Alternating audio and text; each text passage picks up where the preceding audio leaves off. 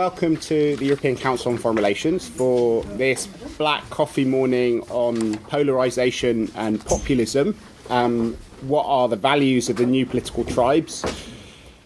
After 2016, I think that many people who try to understand politics around the world became very convinced of two basic facts amongst all the uncertainty which they were trying to digest in other realms. The first is that it's not the economy stupid anymore. If you want to try and understand what drives political change, what drives elections and popular votes in other places, there are other non-material issues that seem to shape the way that people look at the world and the choices that they make about their futures. And the second is that we are entering a period of extreme polarization where many economies, many societies, and many political systems seem to be at best bifurcated, with a deep gulf between different ways of seeing the world, and sometimes even more split than that into various different tribes or echo chambers which have very little contact with each other.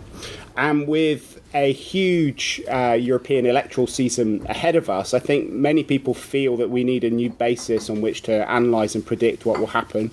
Political parties and campaigners trying to develop more sophisticated ways of segmenting societies, tailoring messages to cut across the divides between these polarised groups and to see whether it is possible even to find messages which resonate across these divides. And academics are also trying to rethink the models which they've used to understand the way that our politics and our societies work and develop over time. And I think there are very few people who have thought more about these issues than our speaker today, Professor Christian Welzel, who is the Director of Research of the World Values Survey.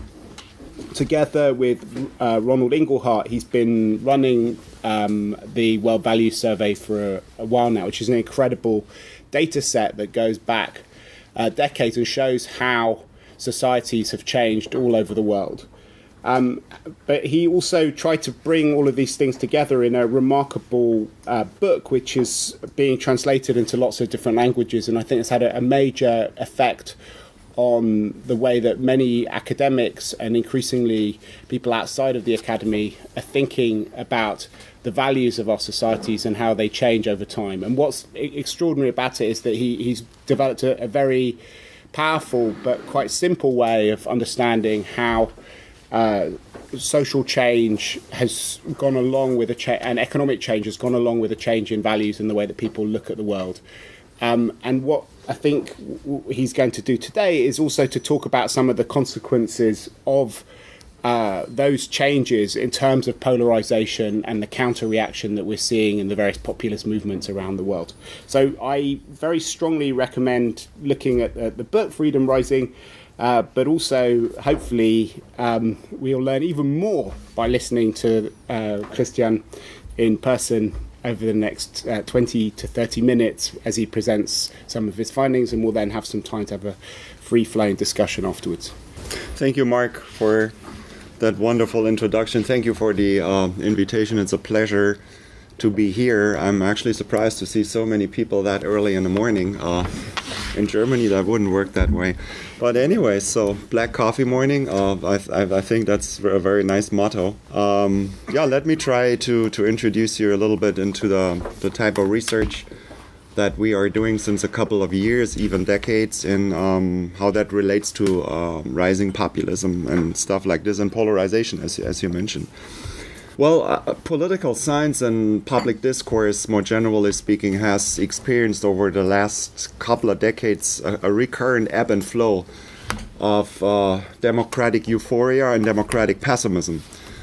I believe that the high point of the euphoria was probably after the fall of the Iron Curtain, and when you see it also in publications, when Fukuyama published The End of History, or Samuel Huntington, The Third Wave of Democratization. So that was democratic euphoria. Since a while, we already on a downward slope, I would say, at least relating back to Bob Putnam's Bowling Alone, where the debate gets a much more pessimistic tone, and of course in the face of Brexit, Trump, Le Pen, and all the other stuff that's going on, not to forget about Russia and Turkey and other countries where we see authoritarian tendencies. The tone gets much more pessimistic also in the discipline, in academia. People talking now about so-called black knights, which are countries, new autocratic empires, China, Russia, who do the opposite of democracy promotion in the world, but show the alternative to the West, and all this stuff's going on. An interesting yardstick for this debate is to go back to the early scholars who thought about what makes a political culture capable to sustain democracy. Much of this research was, of course, inspired by the experience of Weimar Germany and the rise of Nazism. And why did this happen? David Easton was one of those scholars at UC Irvine. He made a very important distinction that until this day is also structuring our surveys when we do opinion polls. So he made that crucial distinction between support for democracy in principle and satisfaction with how it currently works. And if you look into opinion polls across countries, you will see an increasing mismatch between the two over the recent years and decades. So we would see that satisfaction with democracy is generally in decline since a number of years in all Western democracies. So it's very uniform if you look at these trends. Also, like trust in institutions, media, political institutions like government, political parties is a constant decline throughout the post-industrial world. So countries do not differ that much in these things. At the same time, however, when you ask people how much they are supporting democracy as a system that has no better alternative, this was very stable and rock solid on a very, very high level over the generations. And people argued, well, that's okay, as long as the specific dissatisfaction doesn't spill over into a skepticism about democracy as a system writ large. We don't have a legitimacy problem. And this is right now where some scholars raise the red flag, arguing, actually, this is happening right now. We see the first signs of the spillover. In fact, two colleagues of mine, Roberto Foa and Sasha Monk, just published a paper, and my first slide refers to that, published a paper in the Journal of Democracy. The title is Signs of Deconsolidation.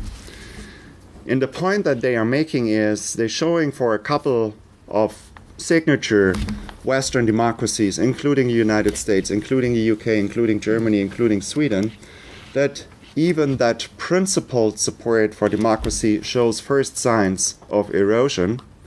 And you would see that pattern with the generations. So the younger people, especially the millennials, are supposedly less supportive of democracy as a system than the older generations used to be.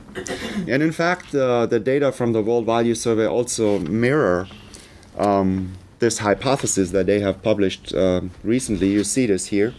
But also you have to look a little bit more sober, because the scale is only displayed here in a very small range. You see from 0.6 to 0.9, so that's 60 to 90% support. And it dropped a little bit, and you see a slight decline over the generations, but it's not super dramatic so far. But still, it's a sign for concern, especially since these two authors also link that first sign of erosion to the rise of populism. And they argue that there is something going on in the mindsets of our electorates that explains this decline, and at the same time, the loss of support, the loss of trust in democracy is also a reason why populism is beginning to become successful. We are raising a couple of doubts, however, about this thesis. According to us, when we are observing the values of major Western countries since the 1980s, so it's a couple of decades, we have temporal evidence, we see lots of very progressive changes, especially when it comes to family and sexual norms, so tolerance of homosexuality, even also tolerance, of course, of immigration. This has been increasing over the decades and over the generations. So there is a tremendously powerful emancipatory trend that we see in the data since many, many years. And for us, of course, it's a challenge right now. How do we reconcile that kind of piece of evidence that we have? And it's undeniable. It's not only in the World Value Survey. You would see it in other surveys as well. If you look into the Eurobarometer, the Afrobarometer, the Asia Barometer, Latino Barometer, you see these trends almost everywhere. So how do you reconcile this with the populism? My idea was, and that's the motto of the talk today, it's because of polarization. Not all segments of the population have been marching at the same speed into the same direction, and that increased distances between different population segments. And I will show a little bit about that in a moment. But just to give you a different picture, so what we did here, instead of looking at who supports democracy, we looked at who supports democracy and at the same time endorses progressive, emancipative values, gender equality, democratic voice, child autonomy, and these kinds of things are involved here. And you get a very different picture from this, right? And you could tell another tale, because this is a very progressive picture that we get here. So you see in 1981, 83 was the first time we did the survey, and you see the age pattern is very clear. As people get younger, the proportion of liberal supporters is increasing. And if we go to 2011 to 14, so 20, 30 years later, the whole curve has moved up by quite a significant proportion. So this is a good reflection of the progressive trends that we see in Western countries.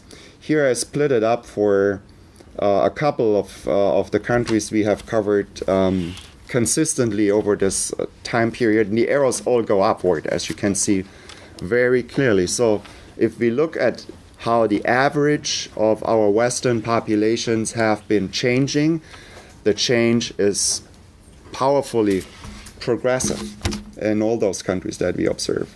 So what are the sorts of questions that behind that would include pro-choice issues like tolerance of homosexuality, abortion, divorce, gender equality issues, parent-child relationships, so how much emphasis is placed on the autonomy of children, also that they are critical rather than obedient, and all these kinds of emancipatory themes. So it's a whole bunch of things that is covered here and packed into a compact index, which I call emancipative values, which we see here.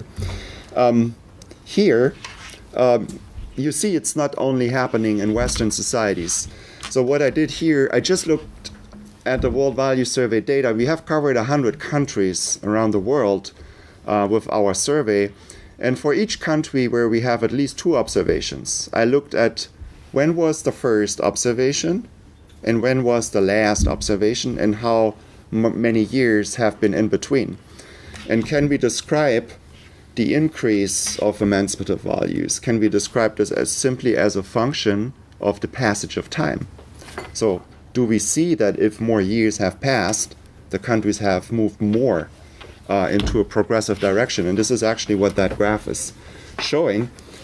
You also can easily see that the countries that not exactly follow the major trend, like Russia, Turkey, Nigeria, are also the countries where we have now more restrictive laws, recriminalization of homosexuality and other things, and where democracy is having trouble.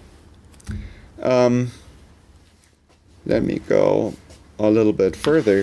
Why is it important to look not just at support for democracy, but at support for democracy coupled with a certain set of values?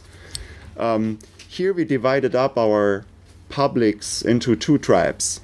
The people who say they support democracy very strongly, but reject progressive emancipatory values. So that's conservative support for democracy.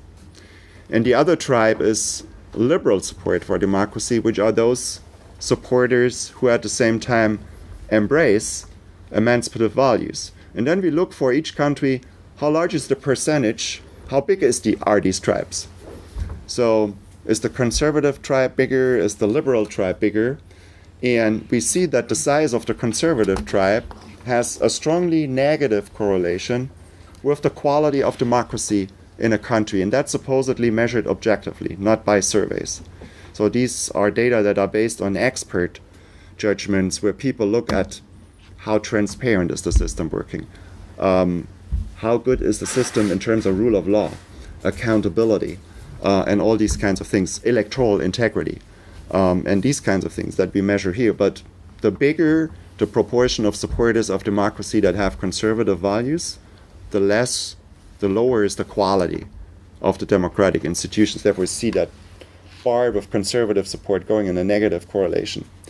The bigger the liberal tribe is, the better is the quality of the system. So, one conclusion from this is, instead of looking just at support for democracy, we need to qualify the support of democracy for the type of values that is behind it. And when you say conservative versus liberal, does that mean that the conservative supporters are more majoritarian in terms of the model of democracy that they want? Is that something that you looked at as well? They also would have, well, that's a good point, because you also couldn't, when people say they support democracy, you actually do not know what they support. So you have to look into, we have a couple of questions where we ask, what do you mean when you hear the word democracy? So we have a battery of like 10 items, statements, and we ask people, please tell me for each of the following statements, which supposedly captures a meaning of democracy, tell me how much you think, on a scale from 1 to 10, that this statement is the essence of what democracy really means. Then you say 10. If you think it has nothing to do with it, you say 1. And we on purpose inserted a couple of statements that turn the meaning upside down. For instance, one statement says democracy means to obey the rulers. And there's countries like China, Saudi Arabia, where 75-80% of the audience says yes, 10. This is the meaning of democracy. Another statement says democracy means that the military takes over when the civilian government is incompetent. There are countries like Thailand, Turkey, Egypt, where you have high percentages of people who say, yeah, that is what democracy means. Another one says democracy means that religious authorities ultimately interpret what the law is saying. In a couple of Middle Eastern countries, this meaning has a high support rating. So conservatives, to pick up that question, would tend also in the understanding what democracy means into a more authoritarian direction. And actually this explains why the size of that tribe is a negative correlate of the quality of democracy. Let me see. I rush through a couple of things. Talking about populism, so we were thinking about, you can now see this cleavage in Western democracies. If you look in the United States context, it would be the debate between pro-life and pro-choice issues. So who is in favor of same-sex marriage, who is against stuff like this. Usually, this also maps very closely on the immigration cleavage. So people who are pro-choice, in favor of same-sex marriage, also usually support multicultural society, are supportive of immigration, and don't want to build walls, whereas the others that are pro-life also tend to be anti-immigration. So these two things map very closely on each other according to our data. But this is, so to speak, that moral cleavage between conservatism and liberalism that we have in all Western democracies. But that is not necessarily capturing populism. What we think captures populism is when you look at what is going on, where was Trump successful, where was the Brexit campaign successful, where is the German AfD successful, where is Le Pen successful, Wilders, and so on and so forth. It's the anti-establishment rhetoric that appeals to people, and that is this cleavage here. So we have a new cleavage in Western democracy that is a trust cleavage. and that relates to trust in the institutions of the system. There is still a large segment in the population that still goes voting regularly. Party members, of course, are people who are politically interested, that still have feelings of allegiance, not necessarily to a particular party, but to the institutions of the system. And there is an increasing segment in these populations where distrust has been increasing over time, and I believe populism is mobilizing on this ground. And so this would be the right part. And this distinction also would allow us to differentiate between left-wing, because there's also a leftist populism in some countries. If you think of Bernie Sanders, who also agitated on this anti-establishment rhetoric, of course these two populisms have different age patterns behind them. Bernie Sanders voters, supporters, pretty young people usually, but they are morally progressive. They are not conservative, but they are distant from the system. Right-wing populism is also distant from the system, but morally conservative.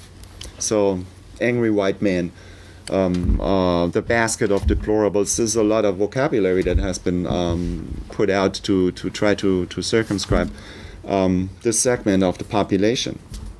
Now, the puzzling thing, you would now assume that if you look at that graph, that when you see right-wing populist parties becoming more and more successful in elections, that the segment of the population that is located in this quadrant here must have been increasing over time. And this explains why these parties are now more successful. There is a broader base in the electorate to support them. But this didn't happen at all. Actually, the opposite has been happening. The electorates have been moving out of this quadrant quite considerably, and I will show you this. To jump a little bit here, sorry. So we have the same, this is now averaged across 7 signature key Western democracies, including Germany, the UK, the United States, Australia, Sweden, and France are included in this graph. We weighted the countries for equal sample size, so the countries, the data from each country come in here with an equal weight.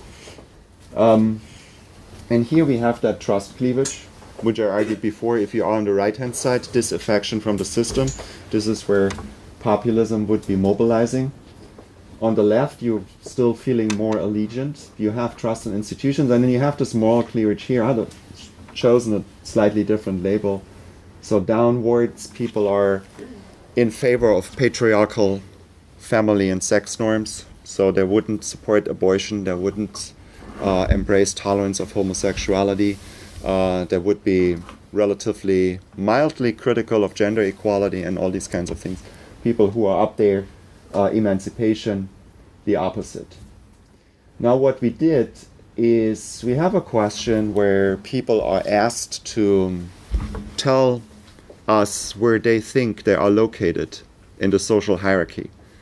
So it's subjective social class. So do you think you are lower class, working class, lower middle class, upper middle class, or upper class? And it's kind of surprising when I took a first take at these data, because if you read sociology literature over the last couple of years and decades, people have been declaring social class as dead, a concept that doesn't resonate anymore with publics.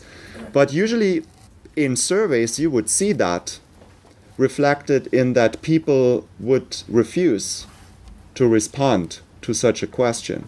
And there's a couple of questions that are actually notorious for having a huge refusal rate. Like, for instance, if you ask for people's household income, this is usually the question you ask at the end of the interview, because the dropout rate is increasing when that happens. Subjective social class works perfectly fine. We have less than 3% of people who are not giving an answer to that question. And even over time, so the first cut here is in 1995 to 98. The second cut is in 2011 to 2015. So we cover almost like 20 years here, 15 to 20 years. At the second point in time, the refusal rate was even less than 3%. So the first point in time, we had 3% refusal rate to answer that question, subjective social class. The second time, we had even less. So people easily do that. The sizes of these pies represents the proportion of people who say they belong there. So you see, let's not look at the upper class. There's less than 0.5% in the electorates where we do these surveys who would say they are part of the upper class. You also would see that proportions change over time. So working class was clearly more than 25% here, but it's a little bit less than a quarter a little later. Yeah, of course, that is reflecting demographic trends, that the working class is a shrinking segment of the population. The lower middle class got a little bit bigger, the upper middle class got a little bit bigger, and you see the value change I have been talking about before. They're all moving upward, no matter what. And I can cut the population segments into other slices. I can look at educational groups, I can look at income groups, I can look at birth cohorts. Whatever I look at, you would find that all cut down groups would move into this progressive direction. And most of them also slightly moved a little bit to the left. The exception are the people in the lower class. So that's one message. But the other message, and that gets quite back to the polarization issue, the segments haven't been moving at the same speed. Yeah, this move is so much more pronounced than this one. So you see here, if we talk about class distance in an ideological space, they have been close by each other at the earlier point of observation, and now this has spread apart. And this is reflected here. So this is the class distance. It's the distance from here, so from the upper middle to the lower class. And then we have it here at the later point in time, and it's gone much bigger. So the upper and middle classes, what you're saying is that the upper middle class has both become much more content with the system. Yeah, surprisingly as it may seem, but this is what the data tell us. But this is probably also reflecting the heritage of neoliberalism and the increasing also social inequality that we have, and the income inequality that has been increasing. So there is also a segment of the population that is feeling more at comfort with many things, and the upper middle class has been running away in a certain sense. But there's not been any rise in disaffection amongst the working classes. No, it's exactly just pretty much stagnant, and that picture does not differ very much if you cut it down for the separate countries that are covered here. What you would see, so the pattern is always the same. You see the knuckles of the fist at the bottom, and then it spreads out over time, and the distance gets bigger. You see that picture for all the countries. How pronounced it is, that differs, however, a little bit. In the US, the spreading apart is even bigger. In Sweden, this would be the other polar end, the spreading apart is a little bit less pronounced. And that pretty much reflects, I think, how the income inequality has been developing in those countries.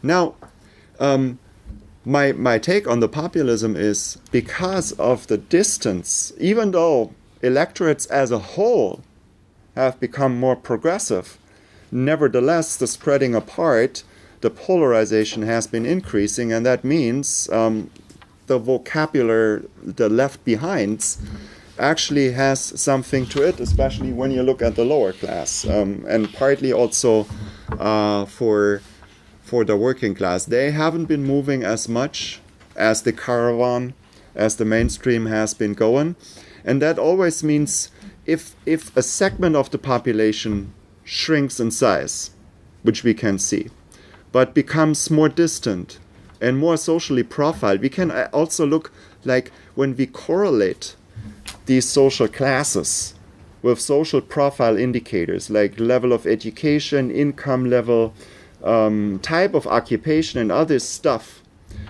you would see the same patterns earlier and later, but the pattern becomes more pronounced. So the profiling over those social markers has become much more pronounced than it used to be, and that's also included in that growing distance. And that also means for political parties to address these left behind segments, it has become a lot easier. And it's also understandable that those segments of the population now, or let me put it like this, language. The US campaign has made that very obvious, and I think Brexit as well. Language has become the social marker of this cleavage here, if you are on the establishment side or the anti-establishment side. And I think the establishment for a while has forgotten everyone, whether conservative or liberal, whatever political tribe you're belonging to, whether you're a media person or a politician, all of them have university degrees in the meanwhile. And that has shown itself also in the language that is being used, political correctness and all that stuff. Small people, normal people, for them it's an identity blockade that has been broken by Donald Trump with his locker room talk, which many people, for good reasons, found disgusting. But for those people who felt left behind, this was an offer of identification. And you would see this as a commonality of all the populist campaigns throughout the Western countries. They try to engage in what we call straight talk. Yeah? And that is also where they pick up the voters. We have a very, maybe I finish with that. I observed this now with great curiosity and interest, what's going on in Germany. Also because it might be emblematic for other Western democracies. So if you belong to the working class in Germany, and you look at what has been happening with the political parties over the last 20 years, you actually are left alone. Under Schröder, the Social Democrats tried to mimic New Labor and adopted a neoliberal economic program where we all thought, like, are they overtaking the Liberal Party? And sort of, actually they did. And they have thrown overboard traditional, like, trade unionist topics like wages, job security, and all these kinds of things. But the working class has remained, and we see this in the data, the working class has remained economically left. They're still in favor of job security and still in favor of more government regulation, social security, and these issues. Actually, they have been moving more in this direction under neoliberalism. So there is no one there to pick them up on the economic cleavage. And then the conservative party, the Christian Democrats, under Merkel, very strongly moved on that cleavage, on the moral cleavage, into a very progressive direction. Some people talked about the social democratization of the Christian Democrats in Germany under Merkel. So they're very like homosexual tolerance, same-sex marriage, and so on. And then this is the other issue where the working class is left alone because they did not move in this direction so strongly. So really for them there was no offer in the established party system, and this is where AfD and those populist parties exactly jump in. Now, proof of the pudding is we have a new candidate in the Social Democratic Party, Martin Schulz, a longtime president of the European Parliament. What is he doing? He says Schröder's agenda was wrong, we revise it, and he is phrasing traditional style social democratic working class higher wages, minimum wages, job security, and so on and so forth policies. And the AfD is in free fall with their polls, and the Social Democrats are right now have overtaken the Christian Democrats in the polls. We have to see how sustainable that is. And I also think it resonates that with why Clinton lost the election because the Democrats forgot to have a message for the Rust Belt, and this is where the election got lost. And yeah, so I believe progressive value change and the success of populism are not actually contradictory, but the polarization is the issue that explains kind of both of them. Great.